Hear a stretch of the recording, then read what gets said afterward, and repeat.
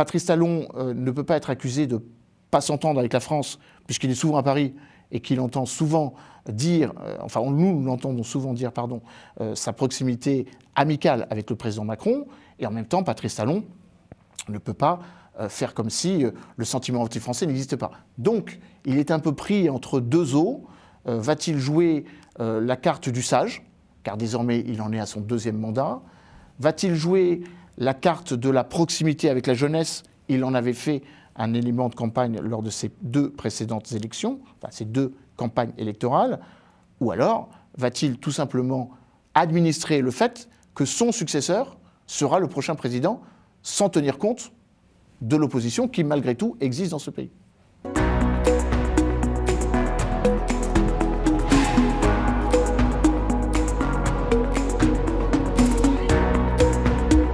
Vous avez cité le Bénin, Emmanuel, justement. Alors, le Bénin, c'est le président Patrice Talon qui arrive bientôt à la fin de son 2e mandat. Et donc, il n'a pas le droit d'en faire 3. Hein. Voilà, justement. Donc, il est là depuis 9 ans. Et là, la littérature journalistique autour de l'échéance prochaine, dans 1 an, c'est qu'on va vers les choses tranquillement. Il dit expressis verba, ou verbe, je sais pas l'expression là, en tout cas il dit clairement qu'il choisira son dauphin, mais en même temps, c'est calme, il ne se passe pas grand-chose. Donc est-ce que ça va être une transition? Et apparemment, quel est le bilan qu'on pourrait... Déjà, il est un peu spécieux de choisir son dauphin, comme si son dauphin allait être élu président sans coup férir. Ah ben là, il le dit tel quel. Oui, c'est la parole de Patrice Talon. Disons que la vie politique au Bénin est un peu complexe dans le sens où elle est présentée comme exemplaire, avec un président qui théoriquement ne fera pas plus de 3 mandats. Je rappelle quand même que le président Talon avait dit que quand il avait été élu, il n'en ferait qu'un seul, hein, donc en 2016. Non, il en est au 2e mandat. Bon, bref. Donc, partant du principe que le successeur de Patrice Talon devra assumer l'héritage de Patrice Talon. Alors, quel est cet héritage de Patrice Talon? Ou quel est l'héritage du Bénin aujourd'hui? Un pays qui fait face, comme les autres, à une crise sécuritaire dans le nord du pays, avec désormais des groupes armés terroristes qui descendent progressivement de la zone sahélo-sahélienne et qui attaquent le nord du Ghana, le nord du Togo et le nord du Bénin. Cela va jouer aussi sur les priorités dans lesquelles le Bénin va s'inscrire.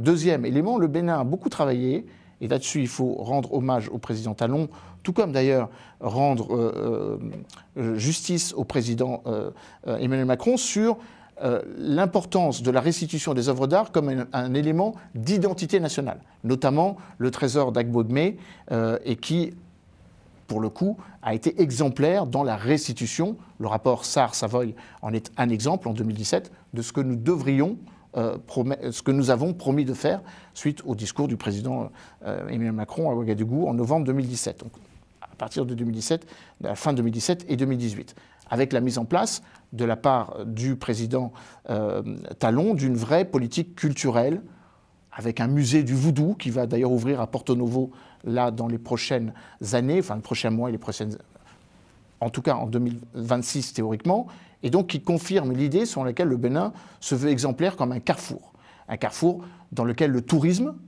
va être un élément de puissance ou un élément d'enrichissement, pour ne pas seulement s'appuyer sur les richesses en hydrocarbures qui existent, mais qui sont quand même mineures ou moindres que dans le voisinage de la Côte d'Ivoire, du Ghana et bien évidemment du Nigeria.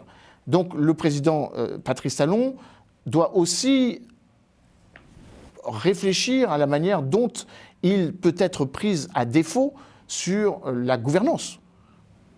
Il me semble que depuis maintenant, et d'ailleurs nous sommes nombreux à nous en offusquer, depuis maintenant plus de 3 ou 4 ans, Rekia Madougou, l'ex-garde des Sceaux béninoise, est toujours en prison pour à peu près les mêmes interrogations ou les mêmes accusations que Boualem Sansal, atteinte à la sûreté de l'État. Donc il y a Dr Jekyll et Mr Hyde, un Patrice Talon qui rassure la communauté internationale parce que la croissance est au rendez-vous, parce qu'il y a une diversification de l'économie, notamment avec cette appétence de plus en plus forte et ce travail d'une attractivité du Bénin par la dimension tourisme, et notamment le tourisme culturel, avec l'idée qu'il faille renforcer la coopération régionale.